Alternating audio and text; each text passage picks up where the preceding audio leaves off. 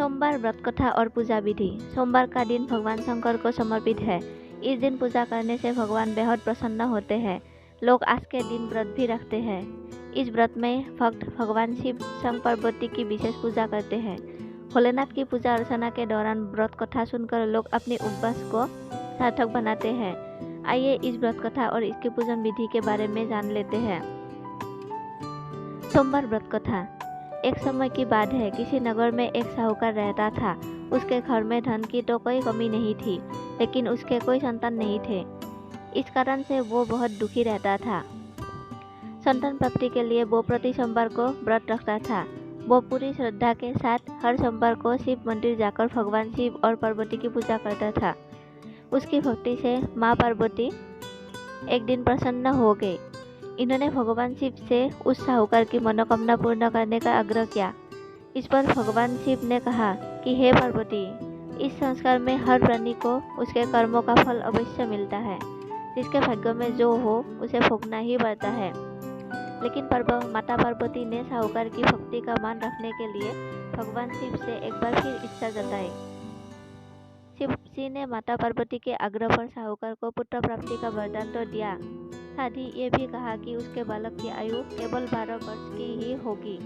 साहूकार माता पार्वती और भगवान शिव की बातचीत को सुन रहा था। उसे भगवान के इस बात से ना तो खुशी थी और ना ही दुख। वो हमेशा की तरह शिव जी की पूजा करता रहा। कुछ समय बीत जाने के बाद साहूकार के घर एक पुत्र का जन्म हुआ। जब उस बालक की उम्र 11 वर्ष हुई तो उसे पढ़ाई के लिए काशी भेज दिया गया। साहूकार ने पुत्र के मामा को बहुत सारा धन देकर उसे काशी विद्या प्राप्ति के लिए ले जाने को कहा। साथ ही मार्ग में यज्ञ कराते हुए जाने का आश्वासन दिया। साथ ही यज्ञ स्थल पर ब्राह्मणों को भोजन कराने और दक्षिणा देने को भी कहा। दोनों मामा भांजे साहूकार के निर्देश अनुसार यज्ञ कराते और ब्राह्मणों को दान दक्षिणा देते काशी की ओर चल पड़े। रात में एक नगर पड़ा जहाँ किसी राजा की कन्या का विवाह हो रहा था, लेकिन जिस राजकुमार से उसका विवाह होने वाला था वो एक आँख से काना था। राजकुमार के पिता ने अपने पुत्र के काना होने की बात को छुपाने के लिए 1 साल सोची। साहूकार के पुत्र को देखकर उसने सोचा, क्यों ना इस लड़के को दूल्हा बनाकर राजकुमारी से विवाह करा दूं। विवाह के बाद इसको धन देकर विदा कर दूंगा, फिर राजकुमारी को अपने नगर ले जाऊंगा।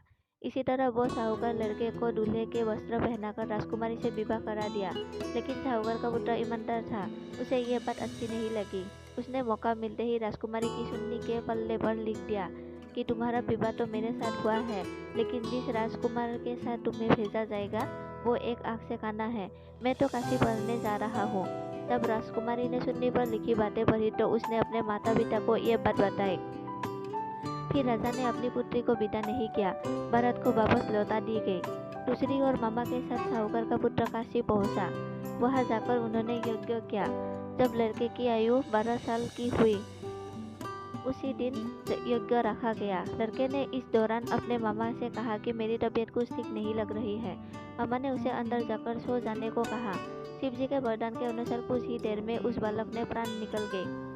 भांजे को मृत देख उसके मामा ने विलाप शुरू कर दिया। संजोग बस उसी समय शिव जी और माता पार्वती उधर से गुजर रहे थे। पार्वती ने भगवान से कहा, स्वामी, मुझे इसके रोने के स्वर सहन नहीं हो रही है, कृपा कर आप इस व्यक्ति के कष्ट को दूर करें। जब शिव जी उस मृत बालक के समीप गए तो बोले कि ये उसी साहूकार का पुत्र है जिसे मैंने 12 वर्ष की आयु का वरदान दिया था। अब इसकी आयु पूरी हो चुकी है। लेकिन मातृभाव से विभोर माता पार्वती ने कहा कि हे महादेव, कृपा कर इस बालक को और आयु देने की, अन्यथा इसके वियोग में तड़प तड़प कर इसके पिता भी मर जाएंगे। माता पार्वती के इतने आग्रह पर भगवान शिव ने बालक को जीवित होने का वरदान दिया। शिव जी की कृपा से उस लड़के का पुत्र पुनर्जन्म हुआ। इस तरह शिक्षा समझकर लड़का मामा के साथ अपने नगर की ओर वापस निकल पड़ा। दोनों साथ चलते हुए उसी नगर में पहुंचे जहां लड़के का विवाह हुआ था। राजा ने लड़के को वहां पहुंचने की पहचान लिया, फिर महल में ले जाकर उसकी खूब खातिरदारी की और अपनी पुत्री को विदा किया। इधर भूखे प्यासे रहकर साहूकार और उसकी पत्नी अपने बेटे की प्रतीक्षा कर रहे थे। उन्होंने अपने बेटे की मृत्यु का समाचार मिलने पर स्वयं प्राण त्याग देने का प्रण कर रखा था, परंतु अपने बेटे की जीवित होने का समाचार पाकर वो बेहद प्रसन्न थे। उसी रात भगवान शिव ने साहूकार के सपनों में आकर कहा, हे श्रेष्ठी, मैंने तेरे सोमवार के व्रत करने और व्रत कथा सुनने से प्रसन्न होकर तेरे पुत्र की लंबी आयु का वरदान से दे दिया है। सोमवार व्रत पूजा विधि। नारद पुराण में सोमवार व्रत का उल्लेख मिलता है। इस दिन सुबह उठकर स्नान करें, फिर शिव जी पर जल चढ़ाने के बाद उन्हें बिल्व पत्र अर्पित करें। साथ ही भोलेनाथ संग माता गौरी की विधिवत पूजन करें। इसके बाद व्रत कथा सुन और अपने व्रत को खोल सकते हैं। मान्यता है कि मुताबिक इस व्रत में 3 पहर की उपवास रखी जाती है, यानी शाम के वक्त व्रत खोल दिए जाते हैं। दरअसल सोमवार व्रत 3 तरह के होते हैं। इनमें प्रति सोमवार व्रत, संभव सोमवार व्रत और 16 सोमवार व्रत शामिल है, परंतु इन सभी व्रतों में पूजन विधि एक समान रहते हैं।